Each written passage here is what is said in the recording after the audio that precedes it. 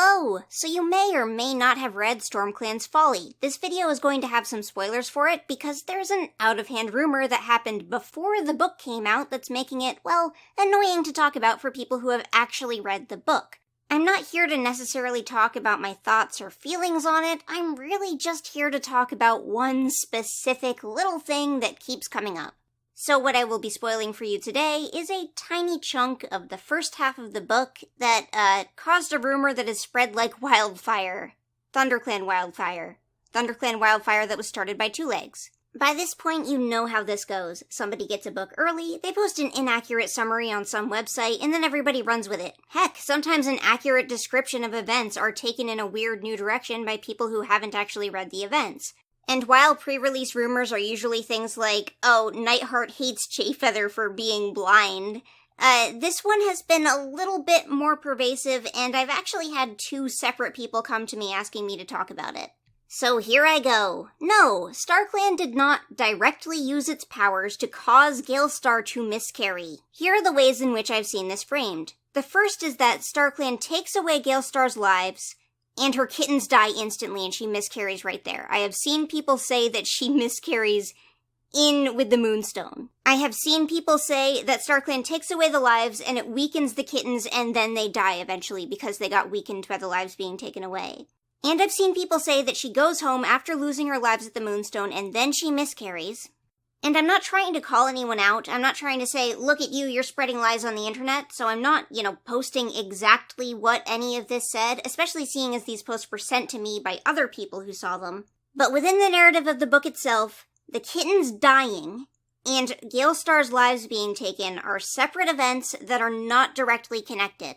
Or at least not physically connected. Anything can be emotionally connected to something else, but the physical act of taking the lives away did not have any negative impact on the kittens.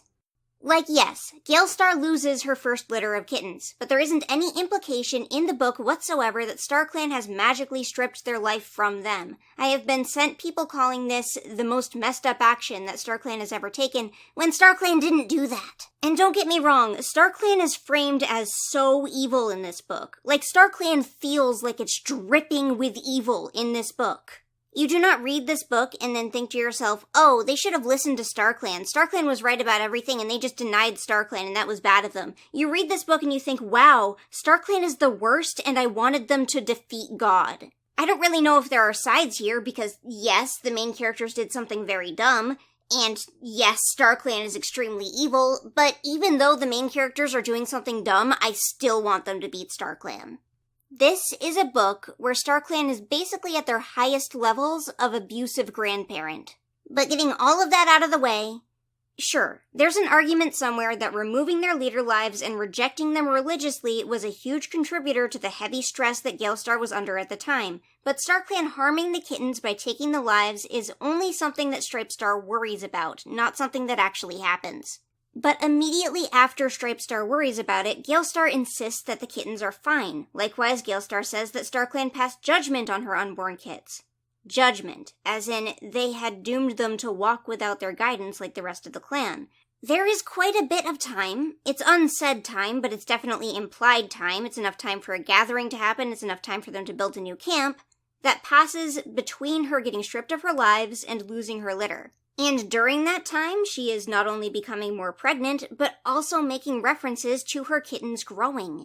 The loss of Starclan and their leader lives is a big deal, and Starclan withdrawing their support from them is very much something that affects them substantially. When the pregnancy is painful and uncomfortable, Galestar muses that Starclan is punishing her. She visits a medicine cat shortly before the Two Legs start a forest fire, and despite how uncomfortable her pregnancy is, there are no implications that she has lost the kittens or that the kittens had died. If they were dead, the medicine cat would have noticed, and instead the medicine cat says something like, we're gonna keep an eye on this. But the Two Legs have started a forest fire, so everyone's panicked, stressed, running around trying to get back to WindClan camp, and she slams into a tree branch while the fire is spreading and gets stabbed by it. Then she suddenly gives birth in the middle of the forest, uttering the absolutely hilarious line, I have to show courage, she reminded herself. I have to show them how their leader gives birth. I can't say this was my favorite Super Edition ever, but the dialogue in this book is full of actual comedy. If this is the work of the new ghostwriter, I have all the praise in the world for the funny as hell things he's been writing. I am a rat, I am a worm, I am nothing is something that has already been absorbed into the general Warrior Cats discussion lexicon. And obviously, we could say that because this is Warrior Cats and last arc they literally used weather to throw a tree at WindClan camp, this is Starclan hurling a tree branch at Galestar, but there's nothing that's directly implied there. There's nothing that says Starclan took a burning tree branch and threw it at Galestar. We can always speculate that Starclan threw a tree branch at Galestar, but we can never know if Starclan threw a tree branch at Galestar. Does that make sense? But even in this hypothetical universe where Starclan is taking tree branches and throwing them at Galestar, that does not mean that they stripped the kittens' lives at the Moonstone. That's a completely different situation. There's a much more plausible involvement that Starclan has here, and that is that Starclan has not warned them about the fire because Starclan has withdrawn support from StormClan. After she loses her litter, some guy, and by some guy I mean probably the former ThunderClan warrior named Hazelfrond, as she is the only available tortoiseshell that Galestar probably wouldn't immediately know the name and voice of, says, "It's a message, a punishment from Starclan." Okay, not like that. She probably says it more like, "It's a message, a punishment from Starclan." You know, not like all excited and bubbly. This cat gets yelled at by Pebblenose, but then Galestar thinks to herself, "My own fears, spoken out loud." And perhaps it was true. Perhaps it really was a punishment. The first cats to be born to StormClan. Cats that were never meant to be. A clan that was never meant to be. These anxieties are something that Galestar carries with her, and we know from many earlier books that determinist statements like these about stillborn kittens are pretty common. Starclan punishing you through a litter of dead kittens is very much an idea in their culture already, especially when a medicine cat has had those kittens. And this event traumatizes her, badly. The way that she thinks about these kittens versus the way that Stripestar thinks about these kittens is pretty important to the overall narrative. But also, if or not this is a punishment, and Starclan's involvement in this being so nebulous is also important to the narrative of the book. It's not something that's clear-cut, it's something that's very deliberately vague. The fact that she feels like she might have been punished by God is more important than if or not she actually was punished by God. But that's not my overall point. My point is, were these kittens killed by Galestar's lives being taken away in any direct manner? No. They did not use divine power to absorb the life energy from any kittens.